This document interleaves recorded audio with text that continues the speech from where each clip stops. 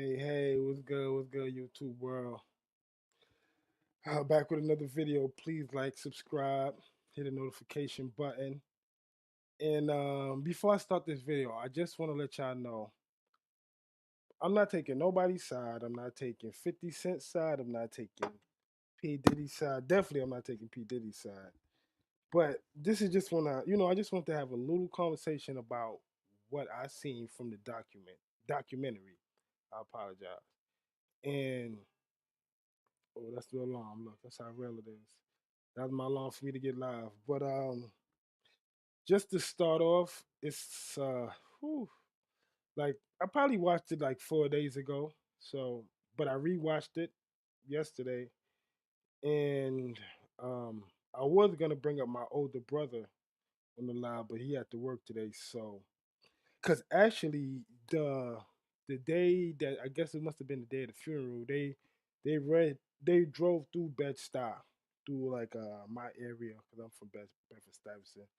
And luckily that day, I think I had to be at least like 8 or 9 or something. But my brother was out here doing what they was doing, and I'm the younger brother, so uh, my older brother asked me, to do him a favor. He gonna pay me like $20 to just go out there while they, all the hearse and things like that are driving past, and see if I could grab a shirt for him, which I did. You feel me? At 8, I went over there on Nostrin, grabbed his shirt. The shirt had to be. It wasn't my size, obviously, but they was just giving out shirts. I don't know if it was Little C's. I don't know who it was, but as they was driving through, they had people giving out shirts. So got a shirt for my brother that day. I was kind of proud because I was still like a young big fan when he died. I was still getting into his music because my family mostly listened to like Caribbean music. So hearing Biggie and him being Jamaican, it was like easy for me to get access to listen to his music, which is great for me just to get a different genre of music in my system at that time. But to get back to the documentary, oh man, I don't even know where to start. Like, documentary, mind you, if I think it's executive produced by 50 Cent. So, from what I heard growing up about the whole 50 Cent situation of being shot 9 times and um, people being from the tri-state area that was involved, which me being from Brooklyn, just hearing about these people in the streets, it was kind of crazy growing up, knowing now that a lot of these people was in this this rap industry and was doing doing things here and there. You know what I mean? It's crazy, but for the most part, I just looked at it like, wow. From my perspective at that time, I just felt like it was really like, Tupac and Biggie really hated each other. They both had amazing music. I actually, even though I loved Big, I really, I felt like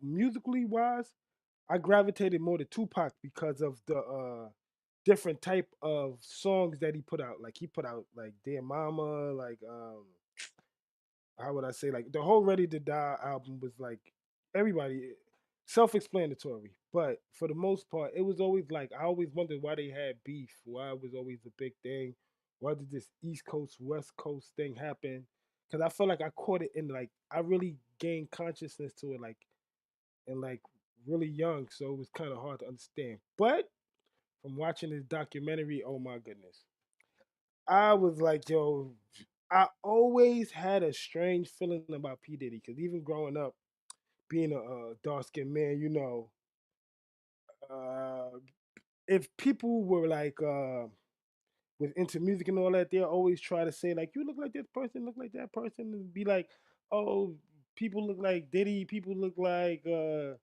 Jay-Z making jokes, all type of shit. You know how Brooklyn is, but for the most part, it was like Diddy always seemed kind of weird to me. Like I never really paid him attention like that, even though he was in the videos and all that. It just seemed like he's one of the people to me that had no talent but knew how to get people. He reminded me of like how DJ Khaled is now when I was younger.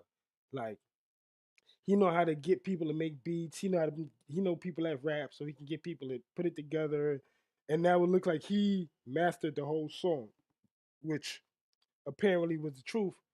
But for the most part, I never understood why Big and Pac hated each other that much. Like I didn't understand it because even from back then, seeing them doing shows and stuff like that, like watching it on TV, sometimes you be up late as a kid, you see like video music box or like, because even with seeing Big, I think the first time I ever seen Biggie Smalls like really seen him was in like a Super Cat video. I don't know if y'all remember that Super Cat video. I was dumb young, but he was in the Super Cat video, and growing up in the Caribbean household, we heard Super Cat, Bounty Killer, you know, all the famous reggae artists, like in the I could say the early '90s. You know what I mean? That's really what my family was listening to. You know what I mean? So it was different to hear like hip hop and stuff like that when I was growing up. But um, to go back to what I was saying about Diddy, it was like, yeah, yo, Diddy was like the he was basically uh, how can I say, he was like the jealous boyfriend of all his artists. That's how I look at it now. Like he was the jealous boyfriend of all the artists he had. Cause with I don't know what was going on with him and Craig Mack. And you see my podcast name Mac, my name Mac, you feel me? So people used to always, say like Craig Mack and hear my name, Craig Mack this. So even now, as as a teenager when Beanie Siegel came out, they used to be like, "Oh, your name Mac, you know how Mac come through." And I swear that used to be so annoying back in the day. They used to say that to me all the time. Mind you, I wasn't even listening to Beanie Siegel heavy. To make a comparison, I was listening to mostly probably uh I could say I was listening to what was on the radio, if that makes any sense. At that time, they had Hot 97. I don't even remember. They probably had Power 105, but I don't think people was really jacking Power 105 back then. But Hot 97, you feel me? You heard the music that came on, which was majority even either R&B with like it'd be like an R&B song with a rap artist on it. You know how that used to be. Or you would hear like you would hear Big, you would hear Jay-Z, you would hear um I ain't gonna front. You used to hear Mr. Cheeks, Queens. Shout out to Queens. You feel me? A lot of a lot of my favorite artists are from Queens too. Nas, um, Nori. You feel me? And you know what I mean. I gotta say at the same time, I used to listen to music like that, but I really didn't get into it like hard body listening to hip hop until like probably like 2004, 2005. And that's because my ass got sent away getting kicked out of high school, got sent away to a Job Corps, and basically I met one of my input homeboys went end up being one of my best friends. His name was Tyree. Ended up putting me. He used to just like bring, like I felt like every week because we had to stay there like 2 weeks before we could leave to go home and stuff like that. But then you know what I mean. After them 2 weeks, I felt like every time he came, like back to Job Corps, he always came with like two CDs. Like it was always two CDs. So he put me on to like Illmatic. You know what I mean? The album wise, like of course I knew songs from it from growing up, but like actually listening to albums, like he really put me in onto the albums and whatnot. And I remember even it's crazy because I remember we had another friend of us. He came, other friend of ours. He came in maybe like because it was groups. It used to be groups that come in every 2 weeks. So I think he came in. Uh, Maybe it had to be like 7, 8 groups. He came in, but it was a kid named Joel. Cool cat, Spanish dude, and he knew a lot about hip hop, but he would never listen to it. And I found out with some whole spiritual stuff after he explained to us what happened to him listening to hip hop. It always intrigued me that something was up with hip hop, like because he had like a whole mental breakdown because he couldn't. I guess his parents threw out his collection of music, and he had a whole like spiritual breakdown. And I'm definitely gonna do another video about that because I'm definitely gonna start doing videos about my experiences just being in Job Corps, uh, doing another trade program that I went to that my little sister was going to. God bless the dad. I lost a little sister, so I went to her program just so niggas won't try to be on her body. You feel me? And me end up getting my security license going to that. So it's like I'm gonna be putting up a lot of experiences now. But to go back to this Diddy situation, flat out, Diddy was like a straight snake, man. Like he never wanted none of his artists to eat, as you can see. And I guess he had to learn all that behavior before. Like I don't want to go back because the way it's looking now, they trying to take it back all the way to like his mother and how she raised him. Maybe she was from Harlem. You know Harlem cats. They was the fly cats in the day. Had the fur coats and all that. You know what I mean? They was doing all the high rolling stuff. And I realized the more money, yo, big, the more money you make, the more demonic the game gets. That's how I'm gonna say it now. You know what I mean? I know they say more money, more problems, but I think it's more money, more demonic the problems get. And I feel like maybe Puff was exposed to a lot of stuff growing up that he felt like was normal.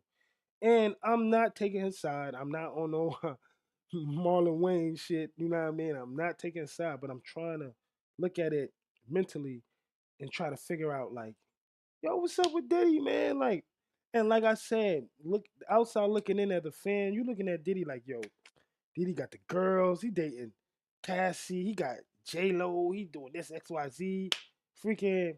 What was the last chick he just had, man? I think anybody that remember the last girl that Diddy had before he went in, the one that was she was doing little trips with him, pretty girl, pretty chocolate girl, I forgot her name, but put it in the comments. But anyway, like Diddy was supposed to be that prototypical black man that you want to be. He had money, he had all these stars around him. He was basically a star himself, you know what I mean? And then it come to find that he was doing all this freak leak stuff in the background, you feel me? And you see how power corrupts. Power corrupts absolute. Like it's crazy to see that, and then to see how people was just like shunning it. Like people would say this and that, or did he doing this and that? People were just like, well, if I say something and I can't go to his parties. Like, yo, the morals when it comes to money, it's not the same. So